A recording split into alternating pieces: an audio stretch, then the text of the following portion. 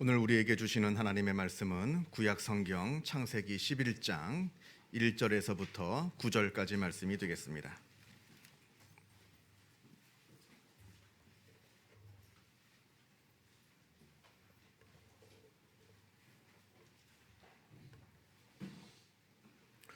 구약 성경 13면에 있습니다.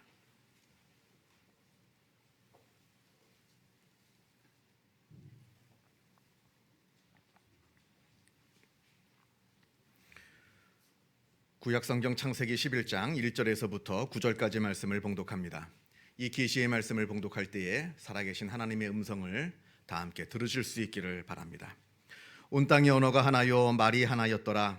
이에 그들이 동방으로 옮기다가 신할 평지를 만나 거기 거류하며 서로 말하되 자 벽돌을 만들어 견고히 굽자 하고 이에 벽돌로 돌을 대신하며 역청으로 진흙을 대신하고 또 말하되 자 성읍과 탑을 건설하여 그 탑 꼭대기를 하늘에 닿게 하여 우리 이름을 내고 온 지면에 흩어짐을 면하자 하였더니 여호와께서 사람들이 건설하는 그 성읍과 탑을 보려고 내려오셨더라.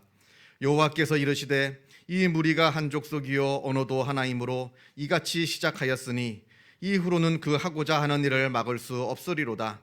자 우리가 내려가서 거기서 그들의 언어를 혼잡하게 하여 그들이 서로 알아듣지 못하게 하자 하시고 여호와께서 거기서 그들을 온 지면에 흩으셨으므로 그들이 그 도시를 건설하기를 그쳤더라.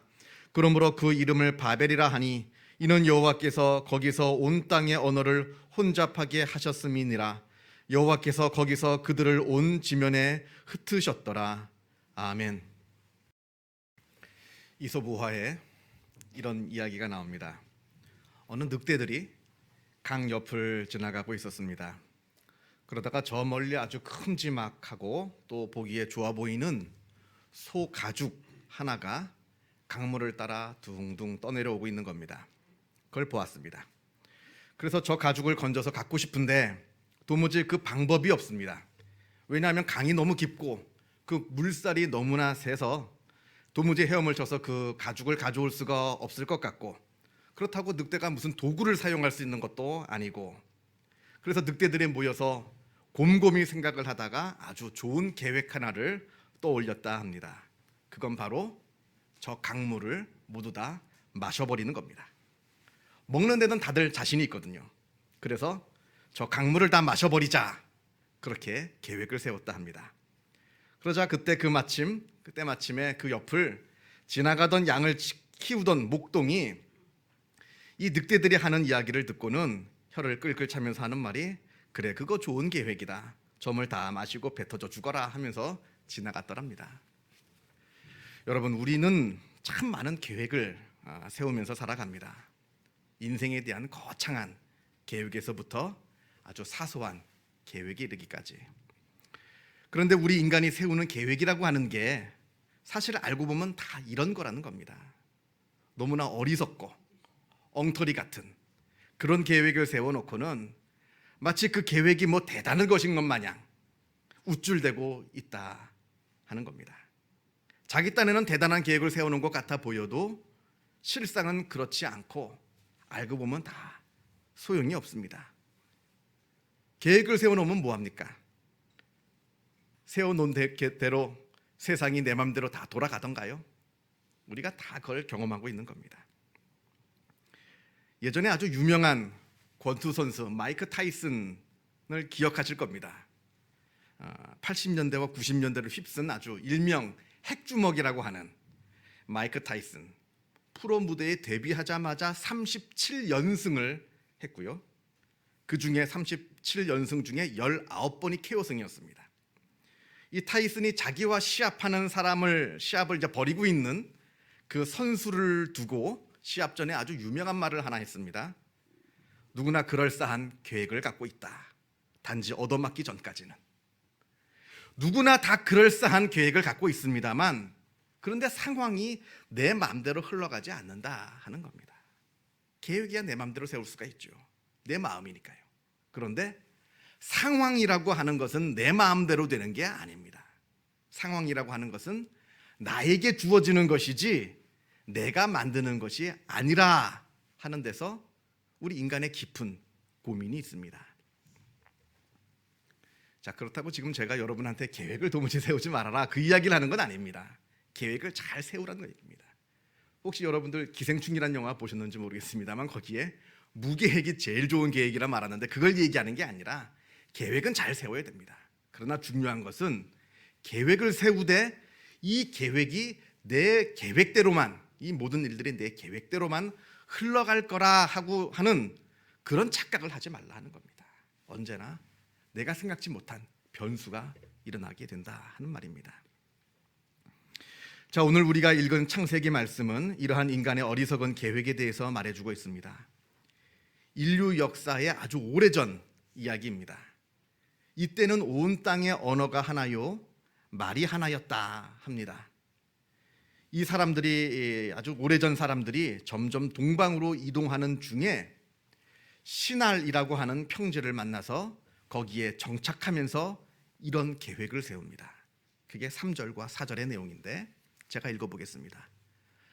서로 말하되 자 벽돌을 만들어 견고히 굽자 하고 이에 벽돌로 돌을 대신하며 역청으로 진흙을 대신하고 또 말하되 자 성읍과 탑을 건설하여 그 탑 꼭대기를 하늘에 닿게 하여 우리 이름을 내고 온 지면에 흩어짐을 면하자 하였더니,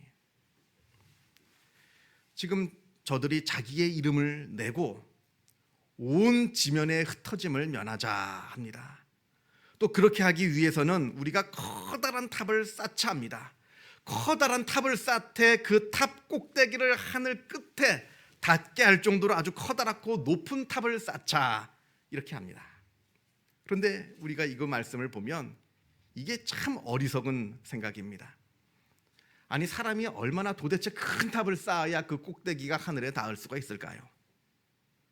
자기 딴에는 아주 커다랗고 높은 탑을 쌓았다 하겠습니다만 정작 저 높은 곳에 계시는 하나님은 그 탑이 너무나 작아서 안 보이셔서 그 탑이 어떻게 생겼나 내려오셨다 합니다. 일부러 얼마나 탑이 작았으면 그 탑을 보시려고 일부러 내려오셨습니다. 자기들 딴에는 그렇게 크고 높은 탑을 쌓았는데도 말입니다. 여기에 인간의 어리석음이 있는 겁니다. 사실은 아무것도 아니면서 뭐 대단한 것을 이루어 놓은 것처럼 우리 인간들은 스스로 착각을 합니다.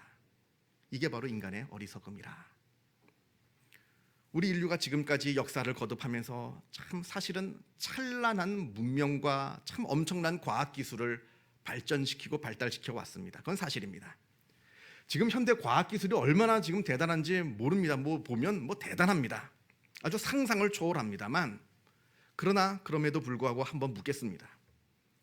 그 엄청난 과학기술과 문명을 이루어 놓았는데 그런데 지금 현대인의 우리의 삶이 과거의 사람들의 삶과 비교해 볼 때 근본적으로 나아진 것이 있습니까? 물론 조금은 좋아졌죠. 그러나 근본적으로 본질적으로 그 과학기술이 우리의 삶을 바꾸어 놓은 것이 있는가 하는 말입니다. 현대 과학기술과 문명이 지금 인간이 갖고 있는 죽음의 문제를 근원적으로 해결을 했습니까?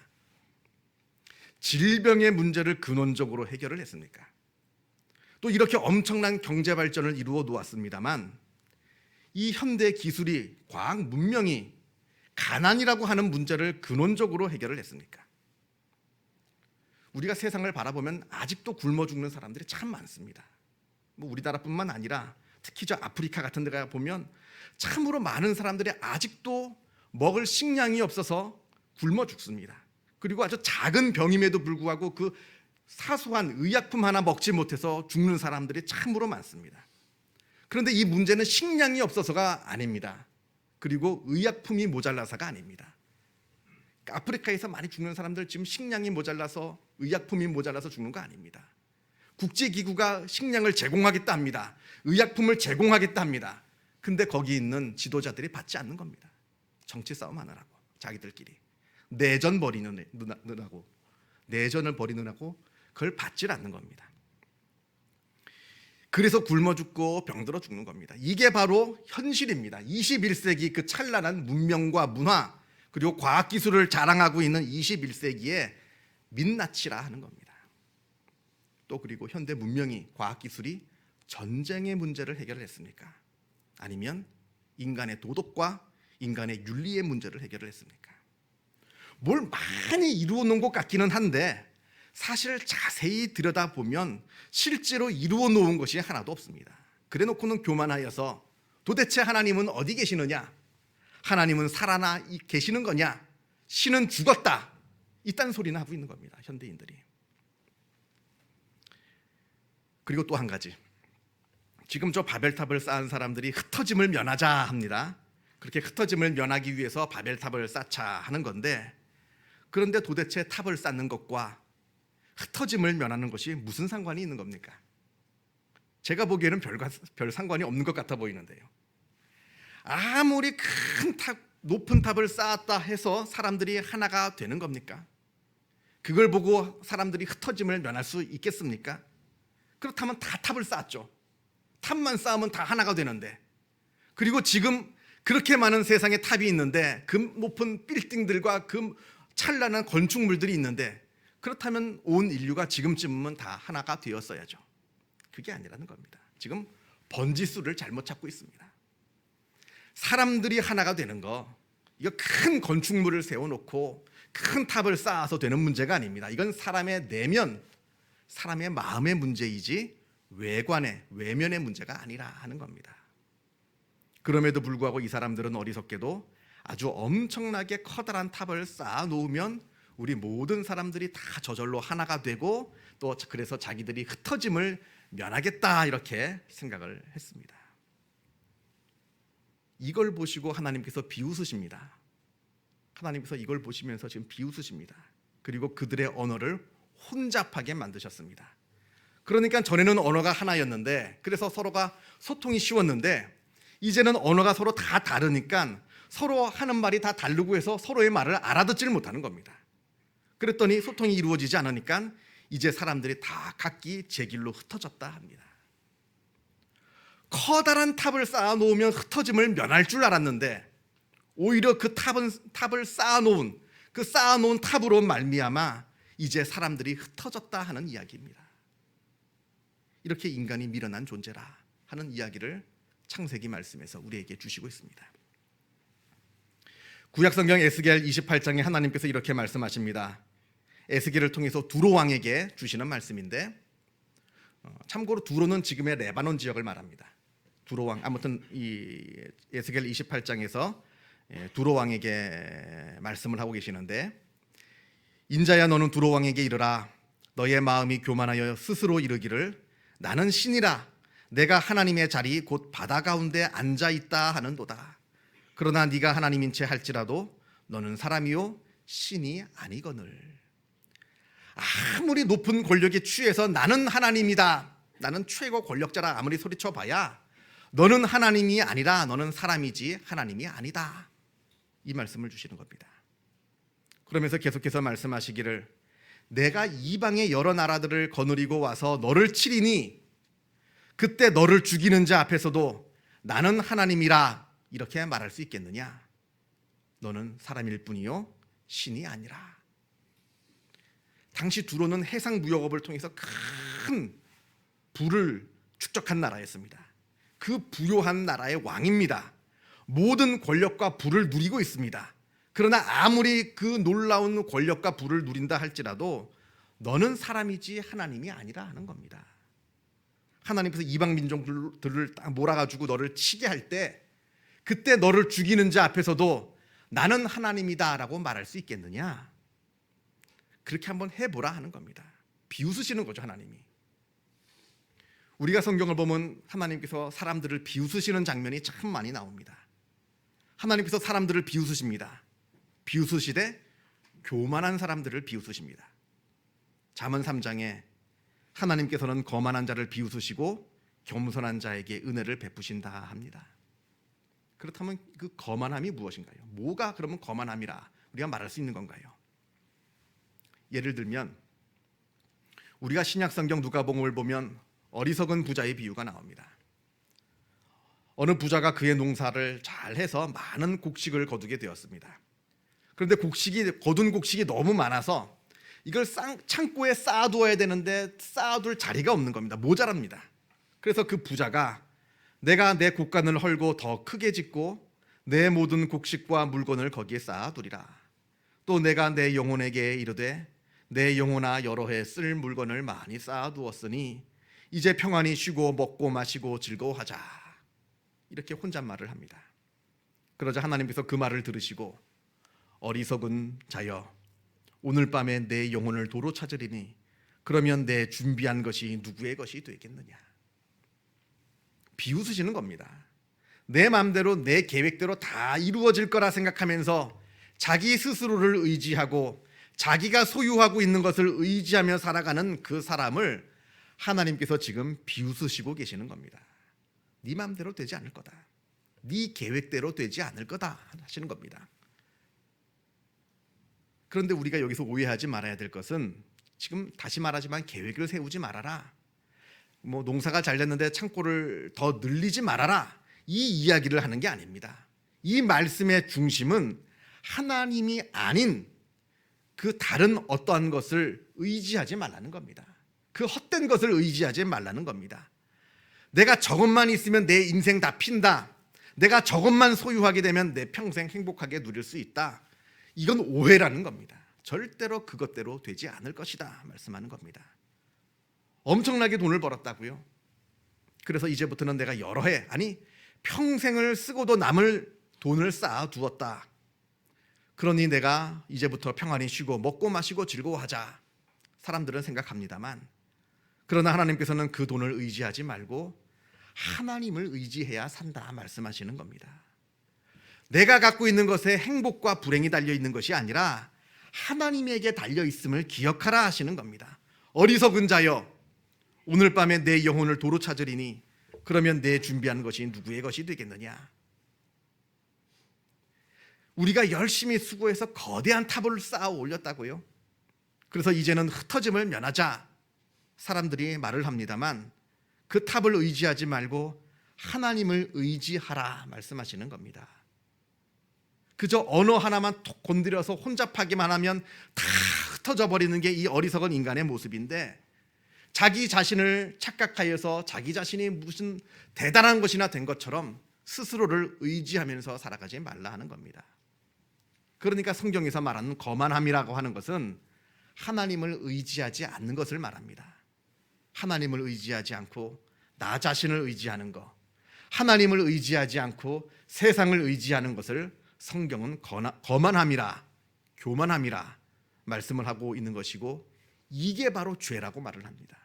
특별히 내가 살인을 하고 도둑질을 하고 그래야 죄가 아니라 하나님을 의지하지 않고 나 자신을 의지하는 것, 하나님이 주신 것임에도 불구하고 마치 내가 이룬 것처럼 착각하는 것, 이 자체가 바로 죄라 성경은 말씀하고 있다 하는 겁니다. 내가 나 자신이 스스로를 무능하고 유한한 존재인 줄 알고 전능하신 하나님을 의지하면서 살아가야 하는데, 마치 내가 무엇이나 된 줄 알고 자기를 스스로 의지하는 것, 그리고 내가 갖고 있는 소유를 의지하고 있는 것, 이것이 바로 큰 죄라 말씀하고 있는 겁니다. 여러분들도 혹시 보셨는지 모르겠는데요, 제가 누구 특정 인을 비하하려고 하는 말씀은 아니고요, 제가 얼마 전에 조금 됐죠, 인터넷 기사를 보니까 어느 여자 연예인 기사가 나오더라고요. 그 여자 연예인은 아주 큰 부자입니다. 또 중국의 아주 큰 부잣집에 시집도 갔고요. 그리고 자기가 갖고 있는 집이 무려 5채나 된다고 합니다. 큰 부자죠, 이쯤 되면. 그런데 문제는 그렇게 많은 돈을 갖고 있으면서도 이분이 늘 불안해합니다. 돈이 더 있어야겠다 합니다. 지금 자기가 갖고 있는 이 돈 가지고는 모자라서 더 많은 돈이 필요하다. 그래야 내가 안심이 될 수 있을 것 같다 하는 이야기가 나옵니다. 당연하죠. 이건 당연한 겁니다. 돈을 의지하니까 불안하죠. 돈을 의지하니까 불안할 수밖에 없습니다.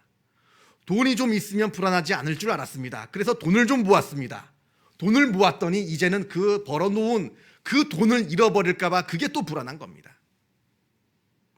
이게 바로 소유라고 하는 것의 한계이고 소유라고 하는 것의 특징입니다.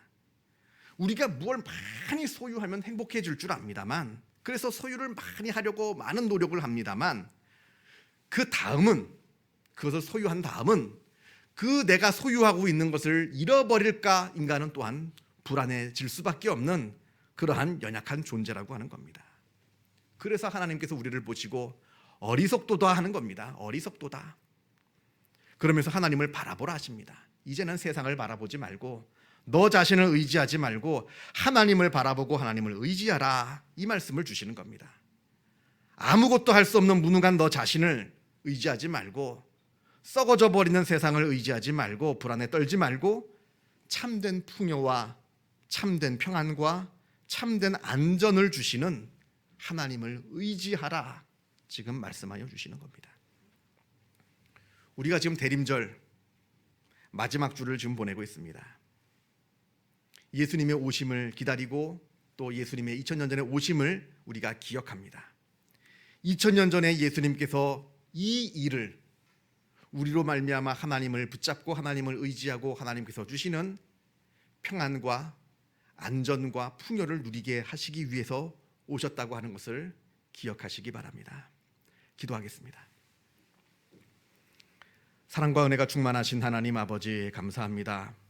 우리를 주님께서 불쌍히 여겨 주시어서 하나님의 자녀로 삼아 주시고, 하나님께서 우리의 영혼을 구원하여 주셨을 뿐만 아니라 우리의 삶을 지키시고 인도하여 주시고, 우리들의 마음 가운데 늘 평안한 마음, 기쁘고 즐거운 마음을 허락하여 주심에 주님의 은혜에 감사를 드립니다.